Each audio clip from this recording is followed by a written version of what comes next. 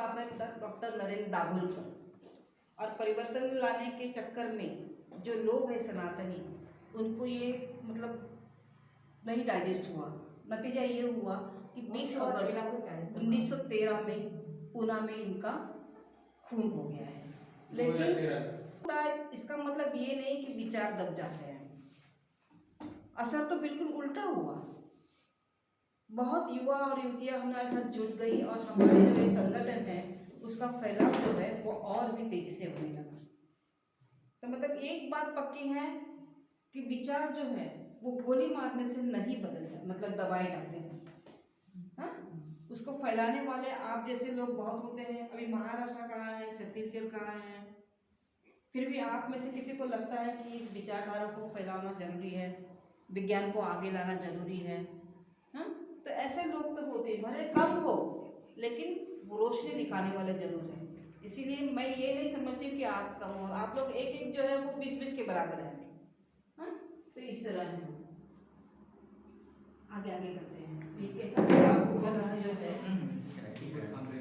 में ऑक्सीजन है, पानी है, वो उस जमाने में नहीं था जब हमारी पृथ्वी का निर्माण हुआ। हाँ, तभी ये सब नहीं था। तो इसीलिए अभी वातावरण बिल्कुल चेंज हो गया है और जैसे वातावरण चेंज होता है प्राणी वहाँ पर आ जाते हैं। ये रेप्टाइल्स जो है मतलब छिपकली हैं, सांप हैं, ये सब हो गए हैं, पानी में आने लगे। इसके बाद 40 वर्ष पूर्व मैंने कहा ये सब कवच वाले जो है उनका निर्माण हुआ। उसके बाद जमीन पे मकड़ी, कीड़े मकोड़े, हाँ, ये लोग सब आने लगे। देखो कॉकरोच है, मकड़ी है, कीटक है, वो सब आने लगे। फिर 4.5 वर्ष के लिए ये जो मैंने कहा था कि विविध नस्लें मछलियों की आने लगी धीरे धीरे धीरे। ठीक है, उसके बाद मैंने कहा था कि डायनासोर जो है उनका जन्म हुआ और 6-6.5 करोड़ वर्ष पूर्व वो बिल्कुल लुप्त हो गए। क्यों लुप्त हो गए? क्योंकि इस तरह का जो अश्नि है उसका टकराव हमारी पृथ्वी से हुआ। नतीजा ये हुआ कि ये सारे के सारे डायनासोर जो है वो चले गए। ठीक है, इसके बाद 20 लाख वर्ष पहले ये सारे पंछी जो है वो आकाश में पंछी उड़ने लगे। उसके बाद सस्तन प्राणी आ गए। करीबन 6 दशलक्ष वर्ष पूर्व इस तरह सस्तन प्राणी आ गए हैं। और फिर प्राइमेट्स और एंथ्रोपोइड्स। इसमें आप देख लेंगे कि ये है प्राइमेट्स, बंदर वाले, हाँ, जिसको पूंछ है। और इस चित्र में आप देखते हैं कि उनकी जो मतलब उंगलियां हैं, उसके जो नाखून थे वो बहुत नुकीले थे। और इसमें आप देखते हैं कि जैसे समय बीत गया हालात कैसे बिगड़े, मतलब ये नुकीलापन चला गया और इस तरह के पैडी हो गए। आज भी हमारे जो फिंगर्स है ना वो यहाँ अलग है, देखो पैडी है, मतलब फूले हुए हैं मतलब। हाँ, उसके बाद क्या हुआ है, बदलाव क्या हो रहा है? बदलाव ये हुआ कि ये जो थम्स जो थे ना, हाँ, वो थम्स जो थे वो बौने थे, लेकिन जैसे समय बीत गया ये जो है वो और बढ़े। और अगर ये पोजीशन रहती है तो हम किसी चीज को पकड़ नहीं सकते। मनुष्य में बदलाव लाने का ये एक पहला नतीजा है कि इस तरह से जब फिंगर से ये चारों से ये अंगूठा जब जुदा होता है ना, तो ये सबसे पहला मतलब रिवोल्यूशनरी बदलाव है। अगर यूं रहता है तो हम किसी चीज को पकड़ नहीं पाते हैं, ये जुदा होने से हम लोग चीज को पकड़ पाते हैं। और धीरे धीरे ये उंगलियां भी जो है वो उंगलियां भी मुड़ती गई। तो इस तरह बदलाव लाया और प्राइमेट जो है वो इस तरह अपने आप को मतलब धीरे धीरे धीरे उन्होंने बदला। फिर क्या हुआ, 3.5-4 लाख वर्ष पूर्व ये जो पेड़ों पे रहने वाले थे वो पेड़ों से निकलकर जमीन पे आ गए। जब उन्हें मालूम पड़ा कि भक्ष्य हासिल करने में बहुत ही कठिनाई हो रही है तो उन्होंने दिमाग चलाया अपना। उनको ये मालूम हुआ कि जिस तेजी से एनिमल यानी जो जानवर दौड़ रहे हैं उस तेजी से हम नहीं दौड़ पाते हैं, तो उन्होंने शस्त्र औजार बनाए और उन औजारों को फेंक कर अपना भक्ष्य वो हासिल करने लगे। तो मतलब ये हुआ कि दिमाग चलाने लगे। ये मैंने दिखाया है कि पहले ये पोजीशन में था, ये जुदा होने के बाद, ये अलग होने के बाद पकड़ लेना आसानी हुआ। उसके बाद क्या हुआ, अभी जो हमने देखा, सबसे पहले जब निर्माण हुआ तब इंसान का मस्तिष्क जो है वो डेवलप नहीं था, बिल्कुल डेवलप नहीं था। शुरू में हमारा जो मस्तिष्क है, जिसको हम ब्रेन बोलते हैं, मेंदू बोलते हैं मराठी में, हिंदी में मस्तिष्क बोलते हैं, उसका वजन सिर्फ 350 घन सेंटीमीटर था शुरू में। धीरे धीरे आज की लाइन में, आज की तारीख में 1400 नहीं 1500 तक है, ये 1400 पुराना है, 1500 मतलब आज अगर हमारे मेंदू का वजन देखो तो 1.5 किलो तक हो सकता है, जिसको हम आसानी के लैंग्वेज में भेजा बोलते हैं। हाँ, तो उसका वजन जो है वो आज के तारीख में 1.5 किलो तक हो सकता है, जो शुरू में बिल्कुल 350 ग्राम था। हाँ, तो मतलब जैसे बढ़ता गया फायदा क्या हुआ, जैसे बढ़ता गया फायदा क्या हुआ, फायदा ये हुआ कि इंसान अच्छी तरह से सोचने लगा। सोचने का रवैया जो है वो इंसान का बदलता गया, और यही रेवोल्यूशन है। यही क्या है, एक रेवोल्यूशन है। इसी तरह उनको खाते, देखो आप ये रेड लाइन देख रहे हो, सबसे पहले बहुत कम थी, थोड़ी बढ़ गई, समय बढ़ता गया, ये रेड लाइन बढ़ गई। ये रेड लाइन मतलब मेंदू का, ब्रेन का आकार, और आज की तारीख में इस तरह हमारा पोजीशन है। देखो रेड लाइन सबसे ज्यादा है, टिकट नहीं दिखता हो, दिखाते हैं तो इधर आते, ये बहुत महत्वपूर्ण स्टेज है। हाँ, और जैसे जैसे मस्तिष्क उत्क्रांत हो गया, इंसान को ये भी महसूस हुआ कि 2 पत्थर घिसने से आग पैदा होती है, और आग पैदा होने के बाद उसमें अगर भक्ष्य भूज के खाए तो ज़्यादा टेस्टी होता है। ये भी इंसान को मालूम हुआ। मतलब क्या चीज़ हमारे लिए अच्छी है, वो इंसान को सोचने की अकल उस जमाने में आ गई। देखो औजारों के साथ शिकार करना मुश्किल हो, मतलब ये देखो, ये मैंने कहा था ना कि ये ऐसे पोजीशन में ज़्यादा काम नहीं होता है, लेकिन ये पोजीशन में अगर हमारा होता है तो ज़्यादा काम होता है। तो इसका फिर धीरे धीरे यहाँ का स्वर यंत्र जो है इंसान का, वो भी विकसित होने लगा। सबसे पहले भाषा तो नहीं थी, तो ये स्वर यंत्र विकसित होने के बाद भाषा के जरिए लोग एक दूसरे से संवाद करने लगे, डायलॉग करने लगे। तो इस तरह इंसान का जो इतिहास है वो इतिहास है। क्या पोजीशन थी, 40,000 वर्ष पहले उत्क्रांत हुआ आधुनिक मानव को होमो सेपियन कहा जाता है। होमो सेपियन का मतलब ये है कि विचार करने वाला, अधिक सोचने वाला। जब हम सोचे ही नहीं तो प्रगति क्या कर सकते हैं, है ना। तो अगर सोचना है तो विचार करना है, और विचार भी अगर सही दिशा में नहीं है तो फायदा क्या है। अगर हमारे विचार सीमित है, हमको क्या खाना चाहिए, कौन कहेगा गोमांस खाओ, कौन कहेगा ये कपड़े पहनो, कौन कहेगा इतनी शादियाँ करो, तो ये सही रास्ते जाने वाले नहीं है ना। तो सोचने का तरीका जो है उसका रास्ता सही होना चाहिए। अगर सही रास्ते से हम लोग हट जाते हैं तो विध्वंस हो जाता है, तो धार्मिक तेढ़ हो जाता है, धार्मिक द्वेष हो जाता है, दंगा फसाद हो जाते हैं। इसीलिए किस रास्ते पे आप सोचते हो वो रास्ता बहुत ही जरूरी है। तो देखो पहले मंकीज थे, फिर गिबन्स, फिर ओरांगुटान, फिर गोरिल्लास, फिर चिंपांजीज, और फिर मानव। इस तरह हम उत्क्रांत होते गए। पूंछ थी, पूंछ चली गई, फिर हम लोग यूं चलते थे, देखो यहाँ तक, फिर हम लोग इस तरह हो गए हैं। दूसरी बात, हमारे बदन पे बहुत बाल थे, वो चले गए। हमारा फेस जो है, चेहरा, वो बहुत बड़ा था, दांत जो है वो भी बाहर थे, जबड़ा जो है वो भी कुछ अलग ही था। मतलब धीरे धीरे धीरे धीरे बदलाव आता गया, और ये रहा आज का मानव।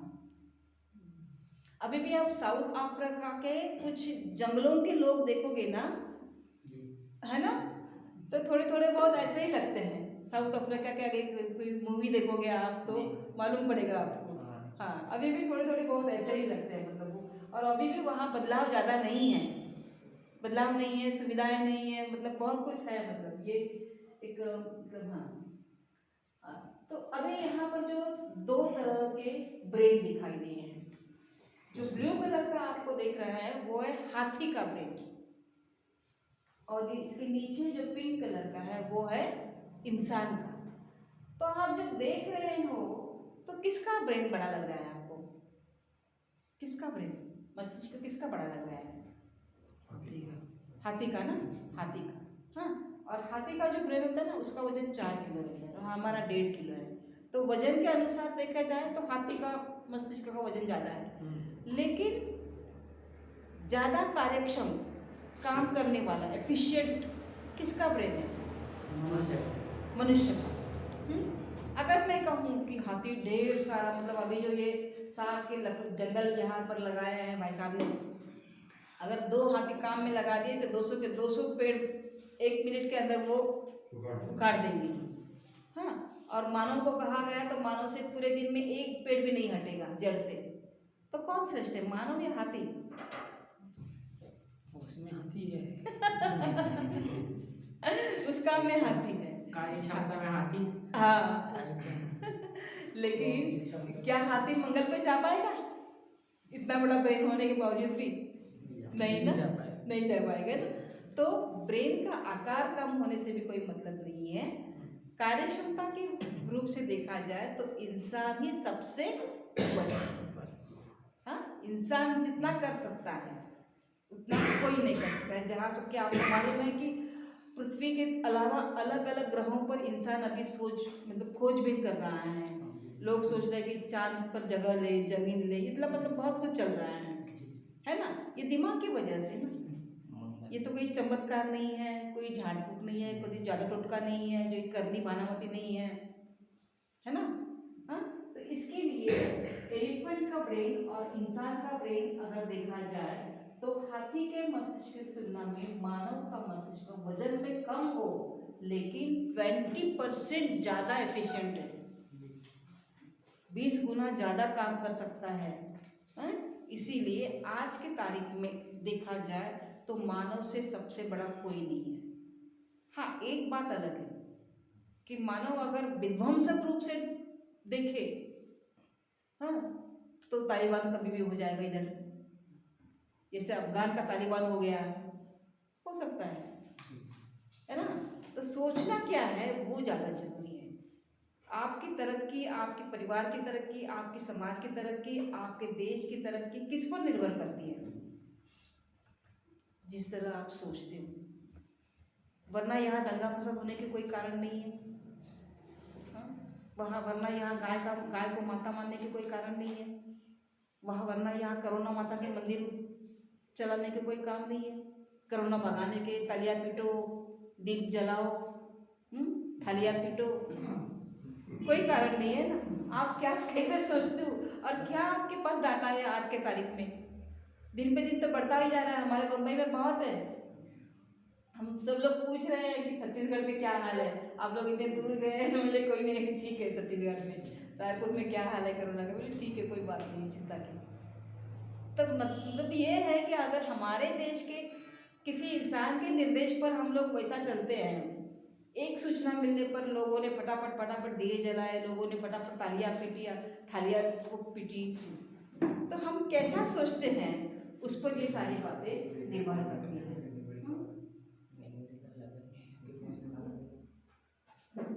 ये है हमारे नेहरू जी, पहले प्रधानमंत्री नेहरू। उन्होंने हमेशा ये कहा है कि हमारे देश को अगर तरक्की में लाना है तो यहाँ मंदिर नहीं बल्कि फैक्ट्रियों का निर्माण होना जरूरी है, कारखानों का निर्माण होना जरूरी है। लेकिन आज भी उल्टा ही हो रहा है। दिन पे दिन मंदिरों की संख्या बढ़ रही है, है ना। लेकिन फैक्ट्री अगर ज़्यादा बढ़ेगी तो इंसान बचेगा, मंदिरों से इंसान बचेगा नहीं। ये किसने कहा है? नेहरू जी ने कहा है। जो इस विषय को आप यहाँ समझ रहे हैं, तो नेहरू जी उसके बारे में क्या कहते हैं? Scientific temperament is a process of thinking. वैज्ञानिक दृष्टिकोण एक सोचने का सबसे बड़ा तरीका है। क्या ये सिर्फ तरीका है? नहीं, it is a method of action. जो उसको हम सोचते हैं उसको कृति में लाने की एक पद्धति है। क्या सिर्फ पद्धति है? नहीं, सर्च ऑफ ट्रू, सच्चाई क्या है, सच्चाई क्या है ये खोजने का वैज्ञानिक दृष्टिकोण एक तरीका है। उस सच्चाई के मार्ग पर चलो तो पता चलेगा कि कोरोना का निर्माण कैसे हुआ, कहाँ से हुआ, और उसको भगाने का तरीका भी क्या है ये भी मालूम पड़ेगा। लेकिन सोचोगे ही नहीं तो मंदिर बनाओगे, काढ़ा पियो, ये पियो, गौ माता का सेम मतलब क्या बोलते हैं गोबर अर्पित करो, उसमें गोबर में नहाओ, गोमूत्र पियो। किस तरह से हम सोचते हैं वो बहुत ही महत्वपूर्ण है। और क्या कहा, वे ऑफ लाइफ, जीने का एक मार्ग है और इसी से हम स्वतंत्र हो सकते हैं, ये कहा है नेहरू जी ने। बहुत अच्छा बात मतलब कहा है नेहरू। अभी ये जो वैज्ञानिक दृष्टिकोण है उसमें कुछ मूलभूत कर्तव्य है, एक इंसान होने के नाते कुछ मूलभूत कर्तव्य है। क्या फंडामेंटल ड्यूटीज है हमारे? अगर हम भारत देश के नागरिक हैं, अगर हम समाज में बदलाव लाना चाहते हैं तो वैज्ञानिक दृष्टिकोण अपनाना है, तो कुछ मूलभूत कर्तव्य है, फंडामेंटल राइट्स। क्या है? मानवतावाद। सबसे पहले हमको मानवतावाद को अपनाना है। इसलिए अगर हम मानवतावाद नहीं अपनाते हैं तो यहाँ अखिलेश को मारा जाता है। क्यों मारा अखिलेश को? क्यों मारा अखिलेश को? एक सनातनी लोगों के झुंड ने उसके घर में घुसकर मारा है अखिलेश को। क्यों मारा है? इसलिए मारा कि उस पर शक था कि उसके घर में गोमांस पक रहा था या गोमांस के कुछ टुकड़े मिले। तो आप कौन होते हो कि हम क्या खाएं, हम ना क्या खाएं, ये बताने वाले आप कौन होते हो? नहीं ना। सिर्फ शक के आधार पर मॉब लिंचिंग होती है या तो सनातनियों के झुंड उसके घर में घुसकर उसको मारते हैं, तो ये कौन सा मानवतावाद है? नहीं है ना। उसको उसका जीने का हक आपने ले लिया। खाप पंचायत यहाँ पर चलता है, आपके यहाँ चलता है खाप पंचायत? चलता है ना। किसने दिया ये 5 लोगों को अधिकार? कितने क्रूर होते हैं इन लोग, दूसरों का जीवन बर्बाद करते हैं। तो ये मानवता ना नहीं है ना, नहीं है। अगर वैज्ञानिक दृष्टिकोण अपनाते हो तो मानवता अपने आप में आ जाता है। तो इसीलिए मानवतावाद जो है वो वैज्ञानिक दृष्टिकोण का एक महत्वपूर्ण अंग है। दूसरी बात है जिज्ञासु वृत्ति। वैज्ञानिक दृष्टिकोण में हम लोगों में जिज्ञासु वृत्ति को पनपना बहुत जरूरी है। यानी कि हमारे सामने कोई ऐसी घटना घटती है, मान लीजिए कोई बच्चा है, वो कढ़ाई में बैठा है, आप लोगों ने देखा होगा वो वीडियो, कढ़ाई में बैठा है और उसके नीचे बहुत सारी लकड़ियों को जलाया है और लोग मानते हैं कि पानी उबल रहा है और वो लड़का बैठा है और उसको जलता क्यों नहीं? ये कैसा चमत्कार है? कभी कभार कहा जाता है कि पपई में गणपति आया, है ना? हाँ, वो भी होता है, आलू में आते हैं। तो इसमें क्या है, हम लोग अगर हमारे पपई में गणपति आते हैं तो हम लोग दर्शन के लिए रखते हैं, उससे हमके भी कुछ मिलता है, लोग आते हैं, प्रसिद्धि मिलती है और कुछ चीज़ें मिलती है, नाम हो जाता है। लेकिन रास्ता गलत है। पपई में गणपति आता है तो उसके लिए बॉटनी यानी कि जीव शास्त्र जो है, वनस्पति शास्त्र जो है, उसमें उसके जवाब मिलते हैं। लेकिन तो हम जैसे उसका हाँ, जगह है तो उसी के आधार से वो अपना आकार लेता है ना? लेकिन हम तुरंत उसको अवतार मानते हैं, पूजा पाठ शुरू, लोगों का तांता लगता है। लेकिन हम में अगर जिज्ञासु वृत्ति है तो हम सीधा फोन लगाएंगे। इस विषय को जानकारी देने वाले लोग हैं उनको फोन लगाते हैं, भाई ऐसा ऐसा हो रहा है, इसका जवाब क्या है? हमारे यहाँ गणपति ने दूध पिया था, मालूम है? 95 में। काका जी आपको मालूम होगा 1995 मजा, हाँ एकदम हड़कंप मचा था। हम क्योंकि हम में जिज्ञासा वृत्ति नहीं, हम यूँ क्यों नहीं सोचे कि किसी मूर्ति जो है वो नॉन लिविंग को क्या बोलते हैं, वो मतलब क्या बोलते हैं, निर्जीव चीज है। तो कोई निर्जीव चीज दूध का सेवन कर सकती है क्या? नहीं कर सकती है ना। तो ये क्यों नहीं सोचा हमने? ये गाँव में भी एक गाय बिठा है स्टैचू लगा के। हाँ, तो अभी वो सभी स्कूल छत्तीसगढ़ में स्कूल है ना, सब जगह पे लगा है। हाँ, और रेशनिंग का दुकान भी है। हाँ हाँ, तो ये क्या है मतलब, ठीक है वो एक पालतू प्राणी इतना ठीक है, लेकिन उसके परे जाकर आप उसमें देवत्व देखो, उसमें पुण्यवान कुछ है देखो, कुछ नहीं है मतलब। फिर वो से वही गाय अगर आपके खेत में घुस जाती है तो डंडा क्यों चलाते हो फिर? है ना, मतलब आस्था एक जगह फिर रहती है। ऐसा है ना। हाँ, तो यही मतलब हम किस तरह सुधार वृत्ति अपनाते हैं उस पर भी निर्भर करता है। और तीसरा है कि सुधार, ये जिसका सुधार का मतलब ये हुआ कि यहाँ पर पूरे भारत देश में पोल्यूशन का बहुत ही बड़ा मतलब समस्या चल रही है। छत्तीसगढ़ में है क्या, रायपुर में पोल्यूशन चल रहा है ना। हाँ, तो हमारे महाराष्ट्र में क्या होता है, हर एक घर में गणपति, हर एक घर में गणपति, गणपति की मूर्ति। मालूम होगा ना आपको, गणपति का त्योहार होता है। चलिए गणपति नहीं तो दिवाली, दिवाली में पटाखे हर जगह फूटते हैं, यहाँ भी दो ना, कम है क्या यहाँ? फोड़ते हैं ना। हाँ, पटाखे फोड़ते हैं ना। हालांकि दिवाली के समय पटाखे फोड़ने का कल्चर हमारा नहीं है, वो चाइना से यहाँ पर आया है। और मैं पूछती हूँ कि जो पटाखे बनाने में छोटे छोटे बच्चे काम में लगे रहते हैं, उत्तरकाशी में देखो, साउथ में देखो, छोटे छोटे 5-6 साल के बच्चे हैं ना, वो उसमें काम में लगे जाते हैं, उनको उसको रोजंदारी मिलती है। लेकिन वहाँ पर एक्सप्लोरेशन बहुत चलता है।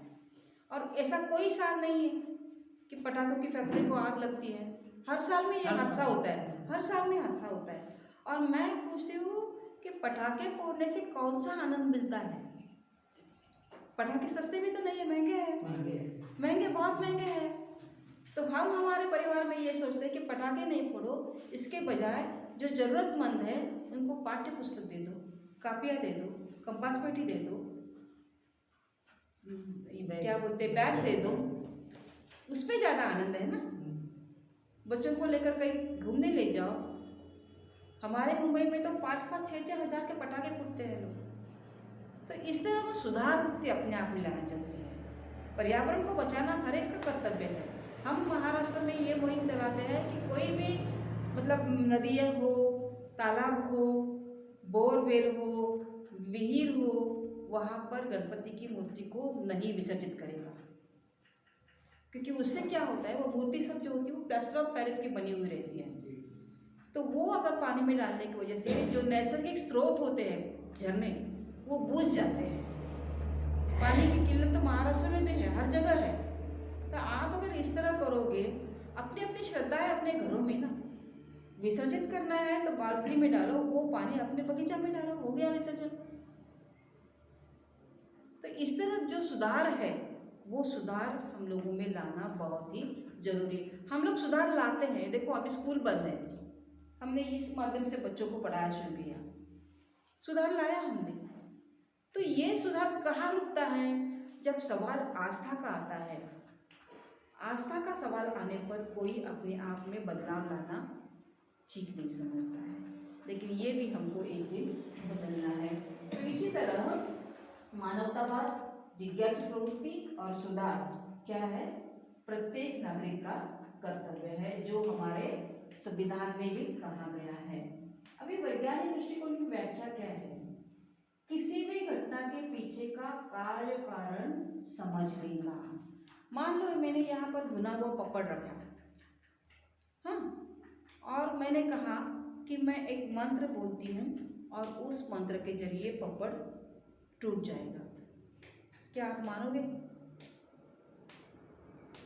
मानोगे? मैंने कहा एक पपड़ भुना हुआ रखा है और मैं कुछ भी बोलूँगी और मेरा दावा यह है कि ये पपड़ इसीलिए टूट गया है ताकि मैंने मंत्र कहा है। आप मानोगे? नहीं, आप नहीं मानोगे, क्योंकि आप सही तर्क कर रहे हैं। वो पपड़ जब तक नहीं टूटेगा जब तक मैं उसको बल नहीं लगाती हूँ, फोर्स, है ना। हाँ, मंत्र से कुछ भी नहीं होने वाला। अगर मंत्र से हर कुछ होता है तो हमारी व्यवस्था में लश्कर यानी मिलिट्री में इतना करोड़ों रुपया रोज क्यों खर्चा होता है? करोड़ों रुपया खर्च करता होता है। मंत्र से पाकिस्तानी सैनिक को हटा दो ना। अमेरिका ने 22 वर्ष तक अफगानिस्तान में अपनी सेना को रखा। 22 साल तक कितना खर्चा किया अमेरिका ने? 22 साल के बाद जब अमेरिका ने अपने सैन्य को हटाया, तुरंत तालिबान ने कब्जा अफगानिस्तान पर कर दिया। तो मंत्र में अगर इतनी शक्ति है तो अमेरिका भी इसी का फायदा लेते थे। चलिए छोड़िए अमेरिका, भारत रोज ढेर से ढेर मतलब रोज 4-5 सैनिक तो ढेर होते ही जाते हैं। आज की बात में भी एक है न्यूज़ में। ऐसा क्यों? फिर इंसान की जान तो सबसे प्यारा है ना, तो फिर ये मंत्र तंत्र वाले कहाँ गए? तो सबसे पहले ये बात है कि कोई भी घटना है तो उसके पीछे क्या कारण है। पपई में अगर गणपति स्वरूप कोई दिखाई देता है तो कारण है, समझ में? कुछ भी चमत्कारी घटना दिखती है तो ऊपर से वो चमत्कार भले लगे, लेकिन उसके पीछे कोई ना कोई कारण है और उस कारण को समझ में लेना बहुत जरूरी है। क्या संबंध है दोनों का, परस्पर संबंध, वो समझ लेना बहुत जरूरी है, ना कि हम उसे चमत्कार के स्वरूप देखें। एक्सीडेंट होता है तो एक्सीडेंट के नींबू मिर्ची डाल के रुकने वाला है? नहीं रुकने वाला है ना। ड्राइवर की गलती है, रास्ते खराब है, सिग्नल नहीं दिखाई दिया, गाड़ी में खराबी है, पीछे वाला शराब पी के चलाता है, आगे वाला शराब पी के, कुछ ना कुछ कारण है, उसे ढूंढना जरूरी है। हम लोग नींबू मिर्ची लटकाए और बेफिक्र गाड़ी चलाए शराब पी के, एक्सीडेंट तो होने वाला ही है। ऐसी कौन सी ताकत नींबू मिर्ची में है जो हमारा होने वाला एक्सीडेंट रोकता है? नहीं है ना। तो इस तरह सही दिशा में तर्क करना, सही दिशा में सोचना बहुत ही जरूरी है। अभी इसकी एक शास्त्रीय पद्धति है, वैज्ञानिक दृष्टि को अपनाने की शास्त्रीय पद्धति है। उसमें कुछ टप्पे हैं। एक है निरीक्षण, दूसरा है तर्क, तीसरा है अनुमान, चौथा है प्रचिति और पांचवा है प्रयोग। हम एक एक करके हर एक को समझ लेंगे, ठीक है? पहला है निरीक्षण। कोई भी घटना है उसका निरीक्षण करना बहुत ही जरूरी है। हाँ, बहुत ही जरूरी है। इसमें मैं आप इनको पहचानते हैं? आइंस्टीन। कौन? आइंस्टीन। नो। बाफ का इंजन? नहीं। James wait. जेम्स वेट है ये। अभी जेम्स वेट का निरीक्षण कैसा है और उस निरीक्षण के रूप में हमें एक अच्छा सिद्धांत भी मिला है। ये जो जेम्स वेट जो है, उन्होंने एक बार चाय बनाने के लिए रखी। जैसे जैसे पानी उबलता रहा, उन्होंने एक ढक्कन रखा ऊपर। पानी जितना जोर से उबालने लगा, नतीजा क्या होने लगा? ऊपर का ढक्कन जो है वो नीचे गिरने लगा। फिर उठाया, फिर वही हालत, फिर उठा के रखा, फिर नीचे आ रहा है। ये देखकर जेम्स वेट ने ये नहीं सोचा कि अंदर कोई चिंटुक है, अंदर कोई भूत प्रेत है, इसीलिए ढक्कन उठकर नीचे गिर रहा है।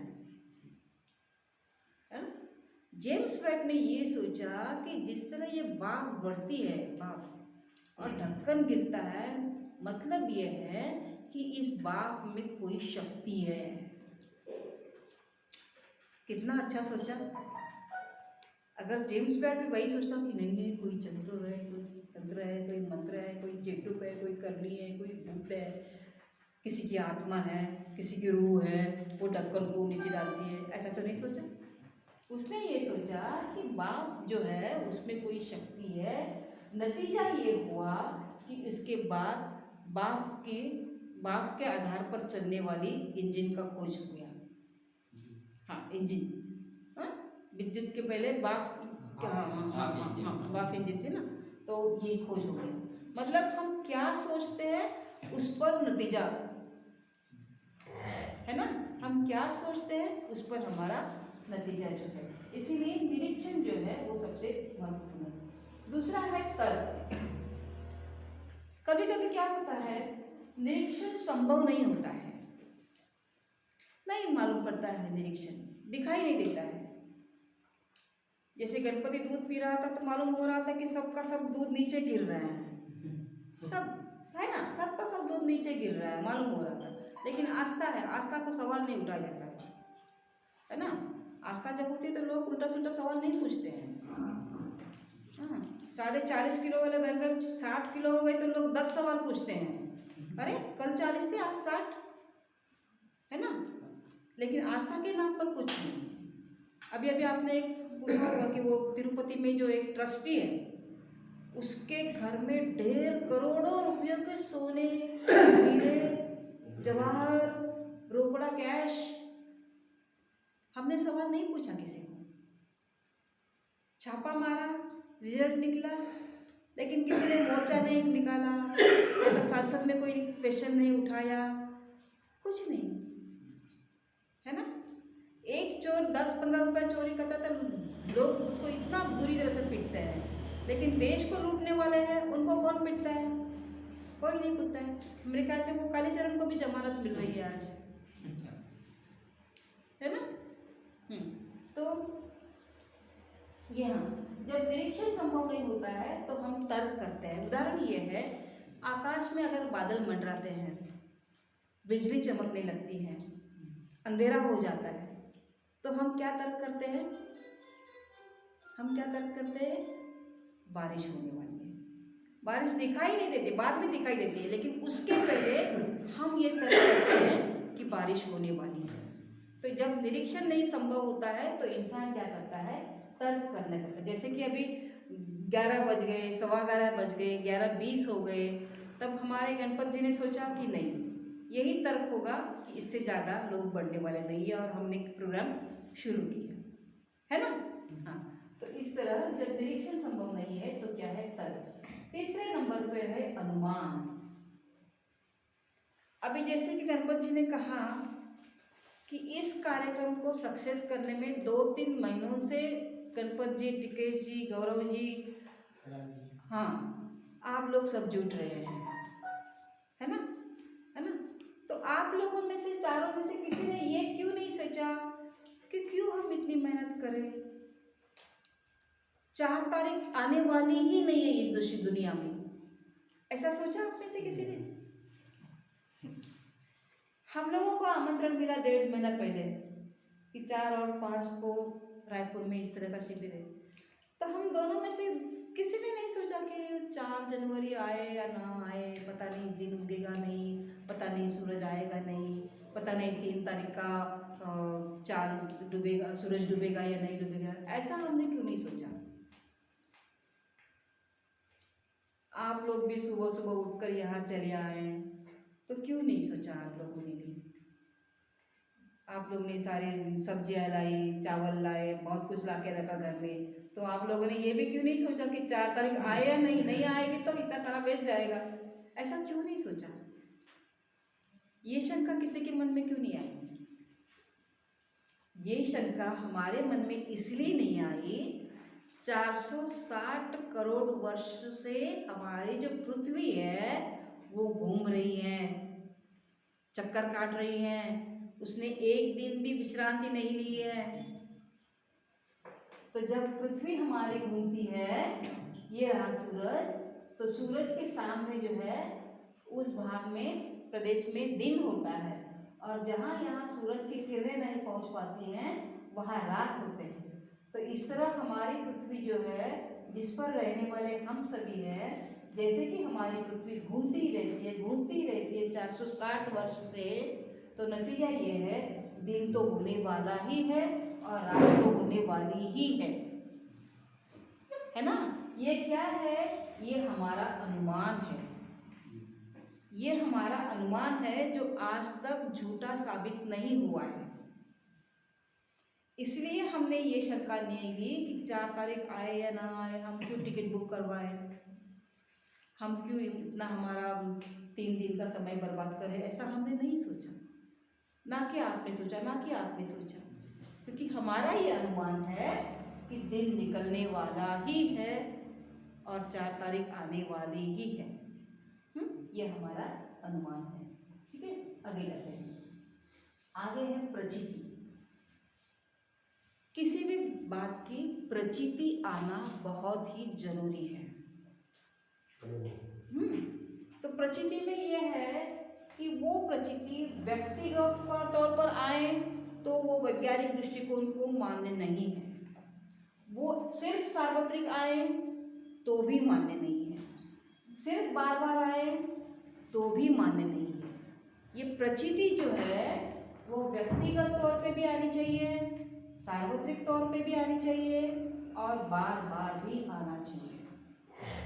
मतलब क्या है, यहाँ बैठे हैं न्यूटन जी। न्यूटन का सिद्धांत आपको ग्रेविटी का मालूम है। सिद्धांत अचानक तो नहीं मिला। एक दिन क्या हुआ, न्यूटन जी एप्पल के पेड़ के नीचे बैठे हुए थे। एक एप्पल गिरा तो कैसे गिरा, वो ऐसे यूं गिरा और ऊपर चला गया। कैसे गिरा, नीचे आया, ऊपर तो नहीं, है ना। हाँ, ये किसका अनुभव है, ये व्यक्तिगत न्यूटन का अनुभव है। तो सिर्फ एक न्यूटन और एक एप्पल ऊपर से नीचे आने के बावजूद न्यूटन ने ग्रेविटी का संशोधन नहीं किया है। न्यूटन ने ये माना कि सिर्फ मैं बैठा हूँ, मुझ पर एप्पल गिरता है, नहीं। ऐसे दुनिया भर से कोई भी आदमी बैठे और किसी भी पेड़ के नीचे बैठे तो उस फल को ऊपर से नीचे ही आना है। उसे कहते हैं सार्वत्रिक अनुभव। मतलब ये पेड़ अगर अमेरिका में हो, बीरबारा गांव में हो, गौनाथ में हो, तो उस पेड़ के नीचे बैठने बैठने वाली जो भी है तो ये ऊपर वाला फल नीचे ही आएगा। ये कहा सार्वत्रिक। दूसरा है कि ये प्रचिति बार बार आनी चाहिए। मतलब क्या है, जाड़े का मौसम हो, गर्मी का मौसम हो, तेज धूप हो, अमावस्या हो, दिवाली हो, गणपति फेस्टिवल हो, कुछ भी हो, पूर्णिमा हो, किसी भी हालात में ये बार बार वही होना चाहिए। ऐसा नहीं है कि आज अमावस्या है फल उल्टा ऊपर जाएगा, नहीं, विज्ञान को ये मंजूर नहीं है। जब किसी चीज़ का सिद्धांत बनता है तो वो सिद्धांत व्यक्तिगत तौर पे, सार्वत्रिक तौर पे और बार बार उसी की प्रचिति मिलनी चाहिए। समझ में है, उसी की प्रचिति मिलनी चाहिए। अगर कोई दावा ठोकता है कि ये फलानी दवा लो, फिर आपका जो बीमारी है वो दूर हो जाएगी, तो उस बीमारी व्यक्तिगत रूप पे, सार्वत्रिक रूप पे और बार बार ठीक होनी चाहिए। आज तक कोरोना के बारे में कितने सारे दवाई चाहिए, मतलब रामदेव बाबा है, फलाने बाबा है, कितने लोगों ने ये चाय पियो, वो काढ़ा पियो, ये करो, बाफ ले लो, मंदिर तक बनाए गए, लेकिन हल नहीं मिला। हाँ, तो ऐसी चीज़ें जो है वह वैज्ञानिक दृष्टिकोण मान्य नहीं है। इसके बावजूद भी आखिरी क्या है, प्रयोग। अगर हम कहेंगे कि अग्नि के लिए ऑक्सीजन जरूरी है, सिर्फ मेरे, आपके या आप में से किसी से कहने से नहीं, हमको अगर इसको वैज्ञानिक दृष्टि में ढाना है तो हमारा ये मतलब है कि हमको इसको सिद्ध करना है। तो हमको ये पुरावे के साथ कह देना चाहिए कि नहीं, अगर ऑक्सीजन को जलने के लिए, मतलब जलने के लिए ऑक्सीजन चाहिए तो हमको पुरावा देना चाहिए। इसलिए हम लोग जब स्कूल में थे मोमबत्ती जलाते थे और उसके ऊपर कांच का ग्लास जो है वो रखते थे, है ना। 20% का प्रयोग था जो, और जब तक उस ग्लास में ऑक्सीजन है तब तक वो मोमबत्ती जलती है। एक बार वो ग्लास में ऑक्सीजन जो खत्म हो जाता है, क्या होता है, बुझ जाती है ना। इससे ये क्या होता है, प्रूफ है ये कि ऑक्सीजन होने के बावजूद ही कुछ चीज जल सकती है, वरना नहीं, है ना। कोरोना के बीच में कितने सारे लोग ऑक्सीजन के अभाव से मर गए हैं, मालूम है ना। मतलब जीने के लिए, हमको भी जीने के लिए ऑक्सीजन की जरूरत है, ये सिद्ध हो चुका है। ऐसा कौन सा इंसान है पृथ्वी पर जो बिना ऑक्सीजन के जी सकता है? नहीं है ना।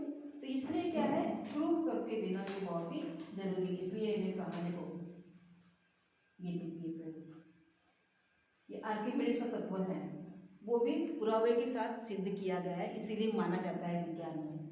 हाँ? हाँ, अभी विश्व स्वायत्त है, इसका मतलब क्या है कि विश्व में ऐसी कौन सी भी शक्ति नहीं है कि जो पृथ्वी पर अच्छी चीज़ें या तो बुरी बलाएं लाती है। मान लीजिए कि हमारे यहाँ भूकंप हो गया है, तो हमें ये नहीं कहना चाहिए कि कौन सी शैतानी शक्ति है जो कार्यरत है, नतीजा ये हुआ है कि भूकंप हुआ है। नहीं, भूकंप क्यों होता है उसकी वजह है, उसके कारण है। हमारी मतलब सारे ग्रह जो है वो चक्कर काटते हैं, कोई शक्ति की वजह से नहीं है, ये स्वायत्त है। हमारा जो विश्व जो है ना वो स्वायत्त है, इसीलिए कौन सी भी अलौकिक शक्ति नहीं है जो पृथ्वी पर प्रपात लाती है, है ना। अभी समझो हमारा मतलब पानी सब सूख गया, ये जो धरण है इधर डैम कैनल है ना, पानी सूख गया उसका पूरा, तो उसकी कुछ ना कुछ वजह होगी। बाढ़ आता है उसकी भी तो वजह होती है, सूखा पड़ता है उसकी भी तो वजह होती है। तो बिना वजह पृथ्वी पर कुछ भी नहीं होता है, ये मानना बेकार है कि कोई नियंत्रण, विश्व का नियंत्रण करने वाला कोई भी नहीं है, एक स्वायत्त जो है वो शक्ति जो है, इसीलिए। दूसरी बात है शोधकता। अगर हमको किसी चीज के पीछे क्या कारण है ये मालूम नहीं पड़ता है तो उसे ढूंढना जरूरी है। ये नहीं है कि हम उसको कुछ भी कारण चिपकाए या उसको अलौकिक शक्ति माने या तो उसको चमत्कार माने या तो भगवान की कुछ बातें माने, कोई जरूरी नहीं है। पिछले 3-4 साल पहले एक बात में एक न्यूज़ आई थी कि काऊ के यूरिन में सोने के कण हैं। आपके पढ़ाई में आए? काऊ की यूरिन को क्या गोमूत्र बोलते हैं हम लोग मराठी में। हाँ, उसमें सोने के कण हैं। कैसे आया है, किसके निर्देश पे आया है? अचानक काऊ का महत्व कैसे बढ़ गया, गाय का महत्व कैसे बढ़ गया? इसके पीछे एक राजकीय षड्यंत्र होता है जो हम नहीं जानते, और ये बहुत स्लो पॉइजनिंग जैसा होता है, धीरे धीरे धीरे धीरे ये बातें फैलती है, हम सुस्त रहते हैं। तो इस तरह शोधकता होनी बहुत जरूरी है। इस पर मैंने एक चित्र रखा है, ये फसल है महाराष्ट्र में, यहाँ पर भी चावल बहुत होता है ना, चावल उगता है ना, हमारे महाराष्ट्र में भी चावल बहुत है। तो एक 15 साल पहले क्या हुआ, अचानक चावल का उत्पादन घट गया, कम हो गया। सारे हमारे जो फार्मर्स थे, शेतकरी किसान, वो चिंतित हो गए कि क्या हुआ, लगातार 2 साल से प्रोडक्शन में मतलब उत्पादन में घट आ रहा है, क्या बात है, क्या बात है, सोचने लगे। अलग अलग तरीके से हर कोई सोचने लगा, अलग अलग तरीके से हर कोई, और फिर चलते चलते चलते वैज्ञानिक जो है कृषि संशोधन में करने वाले, उन तक बात पहुंच गई, और उन्होंने सोचा कि महाराष्ट्र में रायगढ़ डिस्ट्रिक्ट जो है उसमें सबसे ज़्यादा धान आता है चावल का, क्या बात है। तो शोधकता के पीछे पता ये चला कि इस पर एक कीड़े आ गए थे फसल पे, नहीं गए और उन्होंने ये कीड़े मकोड़े नहीं खाए, नतीजा ये हुआ कि वो फसल जो है वो कम हो गई, मतलब फिर पता चला कि मेंढक कहाँ गई। तभी पता चला कि पूरे महाराष्ट्र में 12th में साइंस पढ़ने वाले जो बच्चे होते हैं उनको फ्रॉग का डिसेक्शन करना जरूरी होता है। तो फ्रॉग का डिसेक्शन करने के लिए रायगढ़ डिस्ट्रिक्ट से सारे के सारे फ्रॉग जो है मेंढक, वो पैक करके महाराष्ट्र के सारे मेडिकल कॉलेजेस में दिए गए थे।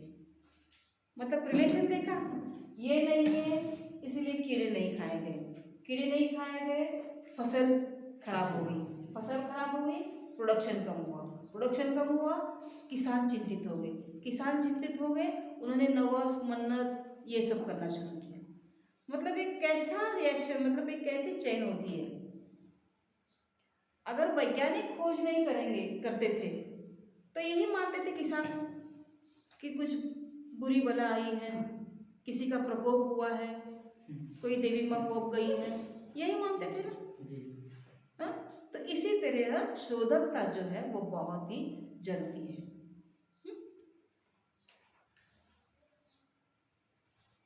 उसके बाद निर्भयता। आप जिस संगठन में काम करोगे उसमें निर्भयता बहुत ही जरूरी है।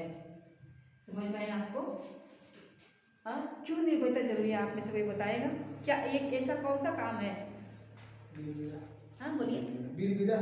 आगे जाकर लोगों में जाओगे तो लोग उसको जल्द से जल्द नहीं डाइजेस्ट करेंगे, क्योंकि पूर्वापर उन पर जो संस्कार हुए हैं, विचार हुए हैं, वो जल्दी से हटने वाले नहीं हैं। इसलिए आपको इस काम में विरोध होने वाला है ही। हाँ, क्योंकि वैज्ञानिक दृष्टिकोण के आधार में समय, सत्य, विवेकी आचरण, धर्म, चिकित्सा और निर्भयता का होना आवश्यक है। जब आप अंधश्रद्धा उन्मूलन का काम करोगे तो उसमें धर्म, चिकित्सा होने वाली ही है। आप बस थोड़ा कहीं और शिविर लेने जाओगे ना, सबसे पहला सवाल आपसे क्या पूछा जाएगा? क्या आप भगवान को मानते हो? यही सबसे पहला सवाल आएगा। हालांकि हम जो पढ़ा रहे हैं उससे भगवान से कोई लेन देन नहीं है, कोई रिश्ता नहीं है। आपकी आस्था है, आप जरूर उसको मानिए, लेकिन अंधविश्वास मत फैलाइए, झूठे दावे मत कीजिए, यही तो हम कह रहे हैं। फिर भी जब आप बोलेंगे एंटी सुपरस्टिशन के हम कार्यकर्ता है, सबसे पहले आइए क्या आप भगवान को मानते हैं? यही सवाल आपको पूछने का है। तो इसका जवाब भी हम लोग आज 2 दिन में आपको देके ही जाएंगे। तो ये 3 हस्ती, इसमें से किसी को कौन लोग पहचानना है? पहले वाले कौन है मालूम है आपको? मालूम है? स्पष्ट नहीं दिख रहा। आप में से किसी को मालूम है नहीं, कौन? यस, बिल्कुल। ये है संस्थापक नरेंद्र दाभोलकर जी, महाराष्ट्र के। हाँ, ये है यहाँ पर, बिल्कुल। हाँ, वहाँ से ये इनको जानते हैं आप? महाराष्ट्र से ही है, जानते हैं? फोटो लगी हुई कॉमरेड गोविंद पानसरी। तीसरे जो है उनको जानते हैं आप? दिखाई नहीं दे रहा वहां से, मुझे दिख रहे हैं, लेकिन कलबुर्गी है जो कर्नाटक के है। हाँ, प्रोफेसर कलबुर्गी। और एक है जिनको भी इस तरह घर में घुसकर मारा है, महिला है, वो कर्नाटक की है, गौरी लंकेश। जी बिल्कुल गौरी लंकेश जी। क्यों मारा इन चारों को? 2 महाराष्ट्र के, 2 कर्नाटक के, क्यों मारा? क्या इनका खेतीबाड़ी लिया था क्या? इसीलिए मारा कि इन लोग समाज में बदलाव लाना चाहते थे, धर्म की चिकित्सा करना चाहते थे, बिल्कुल बदलाव लाना चाहते, जीवन मान में सुधार लाना चाहते। खाइए जो वाले जो है उनकी हत्या की, क्योंकि समाज नहीं चाहता है कि समाज में बदलाव आए। धर्म की चिकित्सा कोई नहीं चाहता है, और ऐसा कोई धर्म नहीं है जो हिंसा देता है, हिंसा को बढ़ावा देता है, ऐसा कोई धर्म नहीं है। तो इसीलिए ये सारी बातें कही गई हैं, निर्भयता। फिर दूसरी बात है, आप अगर इस काम के लिए समाज में जाओगे तो आप में विनम्रता होना बहुत जरूरी है। हाँ, आपको सैकड़ों सवाल पूछे जाएंगे। आप अगर गुस्सा हो जाओगे, या तो तू मूर्ख है, तुझे कुछ समझता नहीं है, तू मुझे पूछता है, ऐसी बातें करोगे तो लोग आपसे हट जाएंगे। आपको जो भी ज्ञान है, जो भी नॉलेज है, आप बहुत ही विनम्रता से सामने वालों को बताइए। जिसका सवाल आपके पास नहीं है या तो फिर आपको मालूम नहीं, आप बहुत ही पोलाइटली कहो कि भाई मैं नहीं जानता, मैं सर्च करूँगा, मैं कुछ पढ़ूँगा, मुझे अगर मालूम पड़ जाएगा मैं ज़रूर आपको इसका सवाल दूंगा। लेकिन झूठ बोलोगे या तो गुस्से में बात करोगे तो संगठन नहीं बढ़ने वाला है।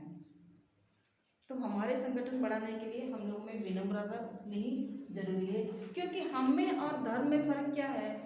हम कहते हैं कि आज की तारीख में मुझे इतना ही मालूम है।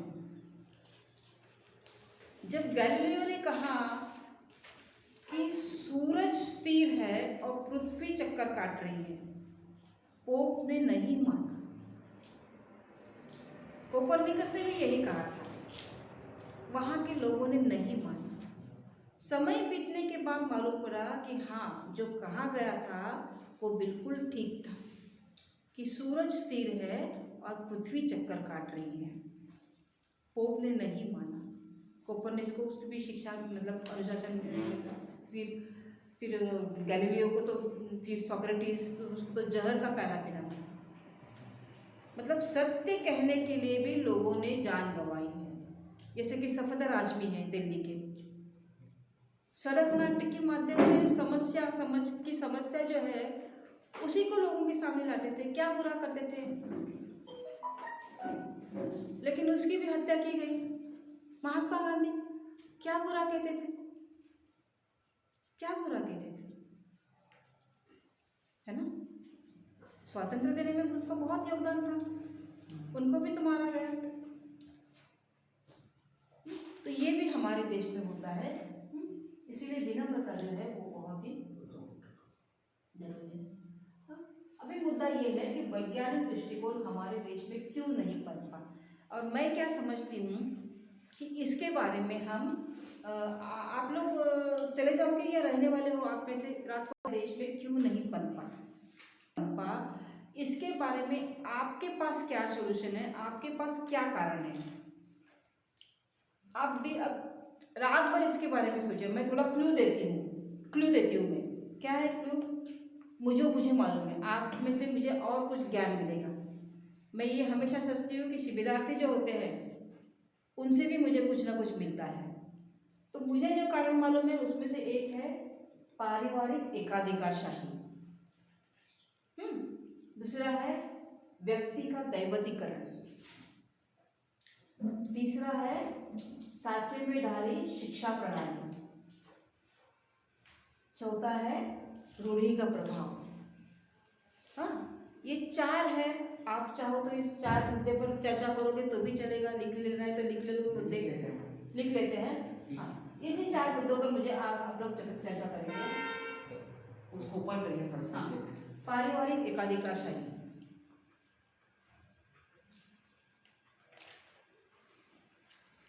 दो गुट बनाएंगे हम लोग। यानी अपने घर में, सभी के घर में एक पापा नाम का पानी रहता है, वो सबको उनके हिसाब से चलाने का आदेश देते हैं। चर्चा करोगे आप